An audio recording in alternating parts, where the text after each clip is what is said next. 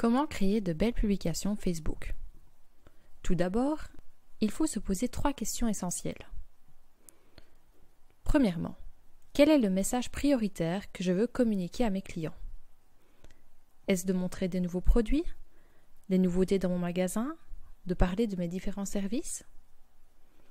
Ensuite, quel est le but de mon message? Est-il d'augmenter ma notoriété, d'interagir avec mes fans, de faire découvrir mon site ou celui d'un partenaire? Et enfin, quel matériel avez-vous à disposition pour bien communiquer? Avez-vous de belles photos, des vidéos, des articles de presse, etc. Une des règles les plus importantes est de ne jamais lasser votre audience. L'astuce pour y arriver? Travailler avec des thématiques. Prenons un exemple d'un propriétaire de magasin de fruits et légumes bio. Vous pourriez donc communiquer sur vos produits. Par exemple, les fruits et légumes de saison, comment les éplucher, comment bien les choisir. Ou alors de votre magasin, en présentant vos étals, vos employés ou différents événements. En second thème peut être également vos engagements. Est-ce que vous ne travaillez qu'avec des producteurs locaux? Est-ce que vous faites partie d'une coopérative? Expliquez-leur.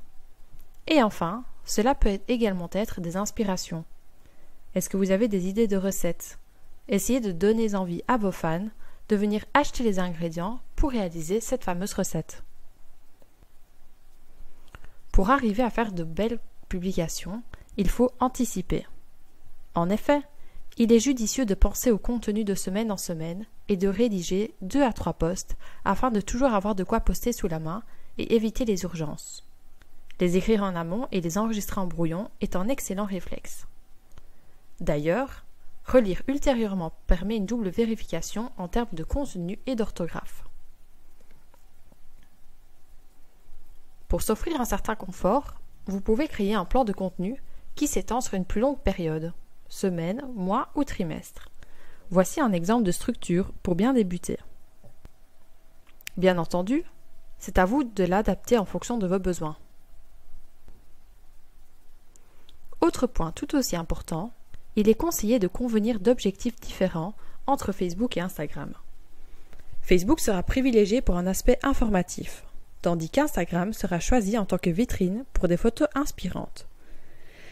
Évidemment, créer des posts sur les réseaux est un exercice à part entière.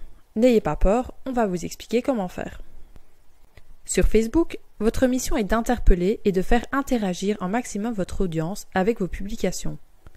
Pour ce faire, il y a quelques trucs et astuces qui permettent de se démarquer. Afin de bien comprendre, voici un exemple fait maison. Le post Facebook parfait n'existe pas. Néanmoins, une série de bonnes pratiques vous permettra de profiter d'une couverture maximale et de favoriser les interactions.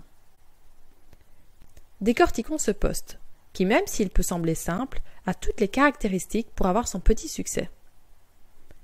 Évidemment, il s'agit de conseils. La finalité d'un post, c'est aussi de laisser votre personnalité et celle de votre entreprise s'exprimer.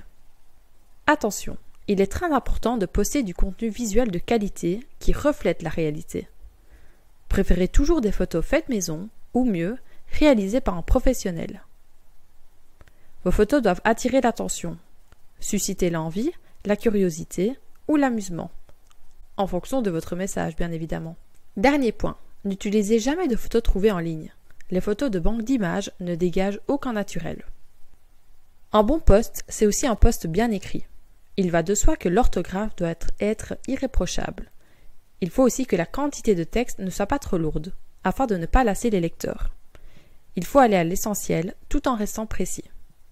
En effet, le fond compte tout autant que la forme. Prix, date, provenance, tout ce qui doit être dit doit être mis. Petite astuce, attirez l'attention des lecteurs avec une question ouverte en début de post. Afin de maximiser vos interactions, il existe un modèle marketing qui a fait ses preuves, et celui-ci peut vous aider dans votre réflexion pour vos publications. AIDA. Non, nous ne parlons pas de l'opéra, mais bien d'un acronyme qui veut dire attention, intérêt, désir et action. En effet, la première lettre correspond à la première phrase qui, elle, doit attirer l'œil. Ensuite, le I pour intérêt est pour une publication qui doit répondre aux intérêts du lecteur.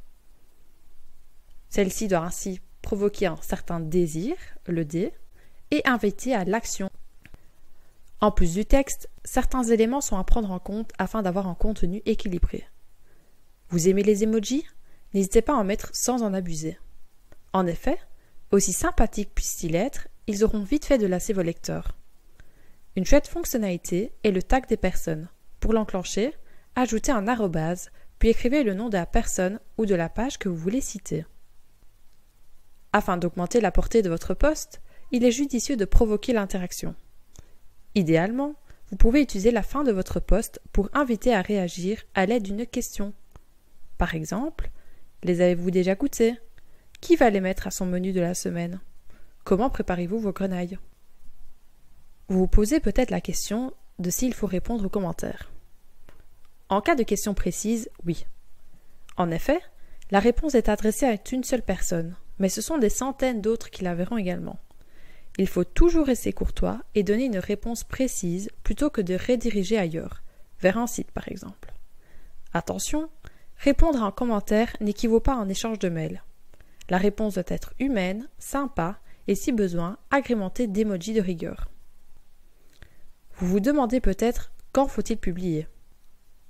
Privilégiez plutôt de publier en semaine, vers la fin d'après-midi ou le dimanche après-midi.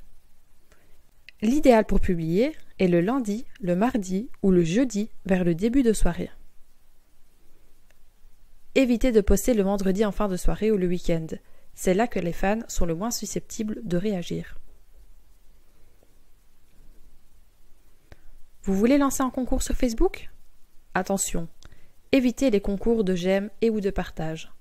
En effet, la pratique est interdite par Facebook et elle peut se retourner contre vous. De plus, elle est contre-productive.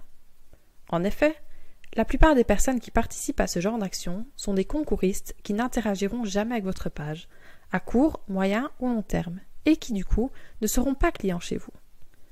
Sans interaction, l'algorithme Facebook considérera le contenu de votre page comme inintéressant et ne diffusera plus vos posts.